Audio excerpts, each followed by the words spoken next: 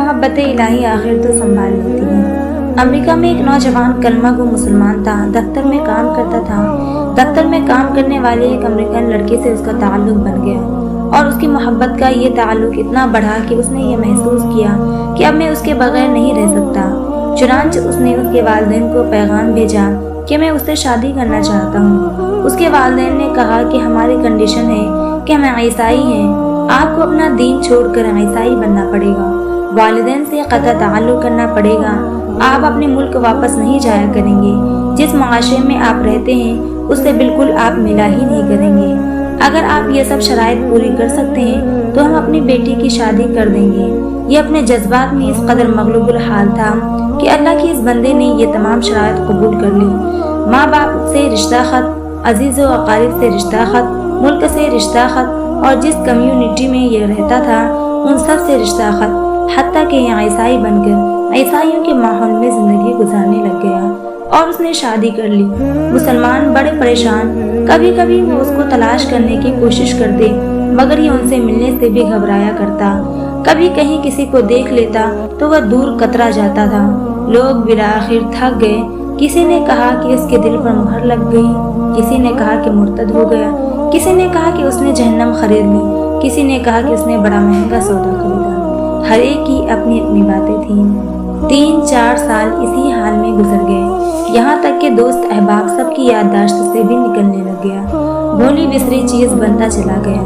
ایک دن امام صاحب نے فجر کی نماز کے لیے جب دروازہ کھولا تو دیکھا کہ یہ نوجوان آیا۔ اس نے وضو کیا اور مسجد میں نماز کی صف میں بیٹھ گیا۔ امام صاحب بڑے حیران، ان کے لیے تو یہ چیز بالکل عجیب تھی۔ نماز پڑھائی اور اس کے بعد اس سے سلام کیا، پھر اس کو لے کر اپنے حجرے میں گئے اور محبت پیار سے ذرا پوچھا کہ آج بڑی مدت کے بعد آپ کی زیارت نصیب ہوئی۔ اس وقت اس نے اپنی حالت بتائی کہ میں نے اس لڑکی کی محبت میں اپنا سب کچھ قربان کر دیا، بہت کچھ میں نے اپنا ضائع کیا، لیکن جس گھر میں رہتا تھا میرے اس گھر میں اللہ کا قرآن رکھا ہوتا تھا۔ میں جب کبھی آتا جاتا اس پر میری نظر پڑتی تو میں اپنے دل میں سوچتا کہ یہ میرے مولا کا کلام ہے، یہ میرے اللہ کا قرآن ہے اور میرے گھر میں موجود ہے۔ میں اپنے نفس کو ملامت کرتا ہوں۔ اعمال تو میرے برے تھے لیکن دل مجھے کہا کرتا تھا کہ نہیں، جس کا میں نے کلمہ پڑھا ہے اس سے محبت ضرور کرتا ہوں، اس کی نشانی میں نے اپنے گھر میں رکھی ضرور ہے۔ اس طرح کئی سال گزر گئے۔ ایک دن میں آیا اور حسب معمول میں نے گزرتے ہوئے اس جگہ پر نظر ڈالی، مجھے قرآن نظر نہ آیا۔ میں نے بیوی سے پوچھا کہ یہاں ایک کتاب ہوا کرتی تھی، وہ کہاں ہے؟ اس نے کہا کہ میں نے گھر کی صفائی کی تھی، اس میں غیر ضروری چیزوں کو میں نے پھینک دیا ہے۔ اس نے پوچھا اس کتاب کو بھی؟ اس نے کہا ہاں۔ یہ وہاں سے واپس گیا اور کوڑے پھینکنے کی جگہ سے اس کتاب کو اٹھا کر لے آیا۔ جب لڑکی نے دیکھا کہ بہت زیادہ اس کتاب کا احساس کر رہا ہے تو وہ بھی احساس کرنے لگی کہ آخر وجہ کیا ہے۔ اس نے کہا کہ بس میں اس کتاب کو رکھنا چاہتا ہوں۔ اس لڑکی نے جب دیکھا کہ یہ عربی میں ہے تو اس نے کہا کہ ہاں، کوئی نہ کوئی اس کا تعلق اسلام سے ہے۔ تو اس نے کہا کہ دیکھو، تو اس گھر میں یہ کتاب رہے گی یا پھر میں رہوں گی، تمہیں اس میں سے کسی ایک کے بارے میں فیصلہ کرنا ہوگا۔